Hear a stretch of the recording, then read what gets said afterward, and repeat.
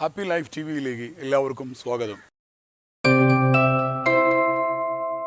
എല്ലാ സ്ത്രീകളുടെയും കല്യാണത്തിലേക്ക് പോകുന്ന പെൺകുട്ടികളുടെയും പലപ്പോഴും അവർ ഷെയർ ചെയ്തിട്ടുള്ള ഒരു ഭയമാണ് പ്രസവം എന്ന് പറയുന്നത്. അതിന് വലിയ വേദനയാണ്, ഒരുപാട് പ്രയാസങ്ങളാണ് എന്നൊക്കെ ചിന്തിച്ചുകൊണ്ട് പ്രസവ വേദന ആലോചിച്ചുകൊണ്ട് ഗർഭിണികളാകാൻ മടിക്കുന്ന സ്ത്രീകളുടെ എണ്ണം പോലും ഇന്ന് കൂടിക്കൊണ്ടിരിക്കുന്നു എന്നാണ് അടുത്ത കാലത്തൊക്കെയുള്ള കൗൺസിലിംഗ് അനുഭവങ്ങൾ പറയുന്നത്. എന്നാൽ ഇതിന്റെ മറ്റൊരു ഭാഗത്ത് ആധുനിക കാലത്ത് ചില ബ്രാഞ്ചുകളിലുള്ള പഠനങ്ങൾ പറയുന്നത് പ്രസവ വേദന കുറക്കാമെന്നാണ്.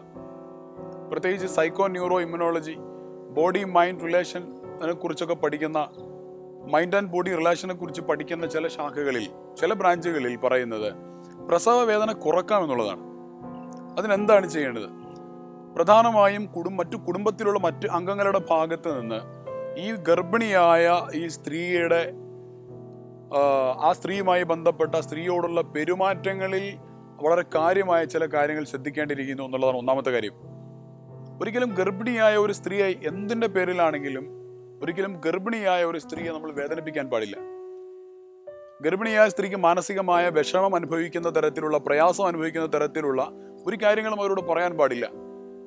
ചില കുടുംബങ്ങളിൽ, ഒരുപക്ഷെ പാവപ്പെട്ട കുടുംബങ്ങളിലൊക്കെ ആണെങ്കിൽ ഈ പെൺകുട്ടിയെ കല്യാണം കഴിച്ച് വിടുന്ന സമയത്ത് പെൺകുട്ടിയുടെ പിതാവ് ഒരുപക്ഷെ കാശിനോ അല്ലെങ്കിൽ ബാക്കിയുള്ള സ്വർണത്തിനോ ഒക്കെ ഒരുപക്ഷെ അവധി പറഞ്ഞു കാണും. കല്യാണം കഴിഞ്ഞ് 2 മാസം കഴിയുമ്പോഴത്തേക്കും ആ പെൺകുട്ടി ഗർഭിണിയായി കഴിഞ്ഞാൽ ആ ഭർത്താവിന്റെ പിതാവോ മാതാവോ ഒരുപക്ഷെ പറയും, എടാ ഇത് പ്രസവിക്കപ്പെട്ട് കഴിഞ്ഞാൽ കുട്ടിയെ പ്രസവിച്ചു കഴിഞ്ഞാൽ പിന്നെ കുട്ടിയും തള്ളയും ഒക്കെ വേറെ ആയി കഴിഞ്ഞാൽ പിന്നെ കിട്ടാനുള്ളതൊന്നും കിട്ടുകയില്ല, അതൊക്കെ നീ പോയി കൊണ്ട് ഇപ്പൊ തന്നെ വാങ്ങിച്ചോണം എന്നൊക്കെ പറഞ്ഞ് ഈ ഭർത്താവിനെ പ്രയാസപ്പെടുത്തുകയും ഒരുപക്ഷെ അത് കേൾക്കുന്ന, ഇൻഡയറക്റ്റ് ആയിട്ട് ഒരു അറ്റാക്ക് എന്ന രീതിയിൽ അത് കേൾക്കുന്ന ഈ പെൺകുട്ടിയെ സംബന്ധിച്ചിടത്തോളം വളരെയധികം പ്രയാസപ്പെടുകയും ചെയ്യുന്ന അവസരങ്ങൾ പലപ്പോഴും ഉണ്ടായിട്ടുണ്ട്. സ്വന്തം പിതാവ് എത്രയോ കടം വാങ്ങി അധ്വാനിച്ച് കഷ്ടപ്പെട്ട് തന്നെ കെട്ടിച്ച കാര്യങ്ങളെല്ലാം അറിയുന്ന ഈ പെൺകുട്ടിക്ക് സ്വന്തം വീട്ടിൽ പോയി ഇത് പറയാനുള്ള പ്രയാസങ്ങൾ വേറെയും. ആ പെൺകുട്ടിയെ സംബന്ധിച്ചിടത്തോളം സ്വാഭാവികമായി മാനസികമായ ഒരുപാട് വിഷമങ്ങൾ, ആ വിഷമങ്ങൾ, നെഗറ്റീവായ ചിന്തകൾ, വിഷമങ്ങളെക്കുറിച്ചുള്ള ചിന്തകൾ വരുന്ന സമയത്ത് സ്വാഭാവികമായിട്ടും ശരീരത്തിൽ നെഗറ്റീവ് ഹോർമോണലൈസേഷൻ ഉണ്ടാവുകയും അത് ആരോഗ്യത്തെ തകർക്കുന്ന രീതിയിലേക്ക്, മനോധൈര്യം നഷ്ടപ്പെടുന്ന ഒരു അവസ്ഥയിലേക്ക് പോവുകയും ചെയ്യുന്നുണ്ട്. അതേപോലെ തന്നെയാണ് ഗർഭിണിയായ സ്ത്രീകളോട് ഹൊറർ കഥകൾ അല്ലെങ്കിൽ ആക്സിഡന്റിന്റെ കഥകൾ. ആക്സിഡന്റുകൾ ഉണ്ടായിരിക്കാം, കുടുംബത്തിലോ നാട്ടിലോ പരിസരങ്ങളിലോ ഒക്കെ തന്നെ പലതരത്തിലുള്ള പ്രശ്നങ്ങൾ ഉണ്ടായേക്കാം. അതൊന്നും ഗർഭിണിയായ ഒരു സ്ത്രീയോട് പറഞ്ഞു കൊള്ളണമെന്നില്ല. ആ ഗർഭിണിയായ സ്ത്രീക്ക് എന്തിന്റെ പേരിലാണെങ്കിലും ഒരു തരത്തിലുള്ള പ്രയാസങ്ങൾ അറിയിക്കാതെ അതിന് ഭർത്താവിന്റെ ഒരു പ്രത്യേകമായ പരിചരണം തന്നെ ആ വിഷയത്തിൽ ആവശ്യമാണ്. ഭർത്താവ് പ്രത്യേകിച്ച് ആദ്യത്തെ 3 മാസവും അവസാനത്തെ 3 മാസക്കാലവും, ആദ്യത്തെ 3 മാസക്കാലം എന്ന് പറയുന്നത് ആ കുട്ടിയുടെ ആരോഗ്യവും എല്ലാം രൂപപ്പെടുന്ന സമയമാണ്, അവയവങ്ങളും ആരോഗ്യം എല്ലാം രൂപപ്പെടുന്ന സമയമാണ് ആദ്യത്തെ കാലം. ആ ആദ്യത്തെ 3 മാസക്കാലത്ത് ഭർത്താവിന്റെ സാന്നിധ്യം വളരെയധികം ഗുണം ചെയ്യുന്നു. അവസാനത്തെ 3 മാസം എന്ന് പറയുന്നത് ഗർഭത്തിന് വേണ്ടി 6 മാസം മുതൽ വേണമെങ്കിൽ പ്രസവം സംഭവിക്കാമെന്നാണ് ഡോക്ടർമാർ പറയുന്നത്. അപ്പോൾ അവസാനത്തെ 3 മാസം ഗർഭിണി ഒരു പ്രസവത്തിന് വേണ്ടി തയ്യാറെടുക്കുന്ന ആ കാലയളവിലും ഭർത്താവിന്റെ സ്നേഹം ആവശ്യത്തിനധികം കിട്ടുകയും വളരെയധികം മനസ്സാന്നിധ്യത്തോടുകൂടെ, മനസ്സന്തോഷത്തോടുകൂടെ, വളരെയധികം ലോലമായ ഒരു മനസ്സിൽ, വളരെയധികം ആത്മവിശ്വാസമുള്ള ഒരു മനസ്സിൽ നിന്നുകൊണ്ട് പ്രസവത്തെ അപ്രോച്ച് ചെയ്യാൻ ആ സഹോദരിക്ക് സാധിക്കുകയാണെങ്കിൽ തീർച്ചയായിട്ടും വളരെ സുഖസന്തോഷത്തോടു കൂടെയുള്ള, കൂടുതൽ വേദനകളില്ലാത്തൊരു പ്രസവത്തിലേക്ക് പോകുവാൻ ആ സഹോദരിക്ക് സാധിക്കും. ഇന്ന് അതുപോലെ തന്നെ ഭർത്താക്കന്മാർ ശ്രദ്ധിക്കേണ്ട പ്രധാനപ്പെട്ട ഒരു കാര്യം, ഭാര്യയെ ഹോസ്പിറ്റലിലേക്ക് കൊണ്ടുപോകുന്ന സമയത്ത് അത് നീ അങ്ങ് പൊയ്ക്കോ അല്ലെങ്കിൽ മറ്റാരെങ്കിലും കൂട്ടി പൊയ്ക്കോ, ഞാൻ ഉണ്ടായിട്ട് വലിയ കാര്യമൊന്നുമില്ലല്ലോ എന്ന് പറയരുത്. ഞാനല്ലല്ലോ പ്രസവിക്കുന്നത് എന്നൊക്കെ പറഞ്ഞ് മറ്റു പലരെയും കൂടെ പറഞ്ഞയക്കുന്നത്, ഞാൻ പിന്നീട് അങ്ങ് എത്തിക്കോളാം എന്നൊക്കെ പറയുന്നവരുണ്ട്.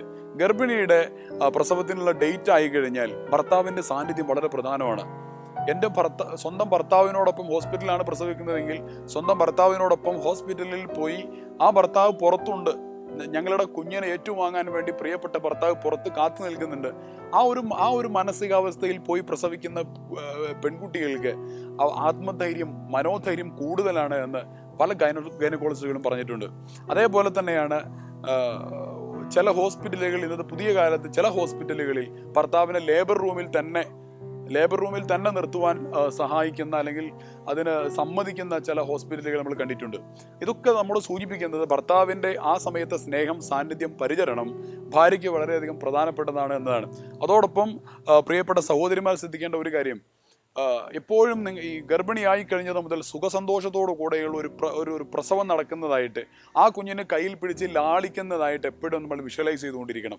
മനസ്സിൽ ആ ചിത്രം കണ്ടുകൊണ്ടിരിക്കണം. സുഖത്തോടു കൂടെ, സന്തോഷത്തോടു കൂടെ, പ്രയാസങ്ങളൊന്നുമില്ലാതെ വളരെയധികം ആയാസകരമായ രീതിയിൽ പ്രസവിച്ച് ആ കുഞ്ഞിനെ കയ്യിലെടുത്ത് കളിക്കുന്ന കാഴ്ച എപ്പോഴും മനസ്സിൽ അത്തരത്തിലുള്ള ഒരു ചിത്രം, വിഷ്വലൈസേഷൻ മനസ്സിൽ നിറച്ചുകൊണ്ടിരിക്കണം. അതും നമ്മുടെ ഒരു സുഖകരമായ ഒരു പ്രസവത്തിലേക്ക് എത്തുവാൻ സഹായിക്കുന്നതാണ്. പ്രസവം ഒരു രോഗമല്ല എന്ന് എപ്പോഴും മനസ്സിലാക്കുക. അത് ശാരീരിക അവസ്ഥയാണ്. സന്തോഷത്തോടു കൂടെ നമുക്ക് മുന്നോട്ട് പോയി വളരെയധികം സിമ്പിളായ രീതിയിൽ തന്നെ അത് ചെയ്യുവാൻ സാധിക്കുന്നതാണ്. എല്ലാവർക്കും സാധിക്കട്ടെ എന്ന ആശംസയുണ്ട്. കൂടുതൽ വിഷയങ്ങളുമായി അടുത്ത എപ്പിസോഡുകൾ നമുക്ക് വീണ്ടും കാണാം. Watch and subscribe happy life TV.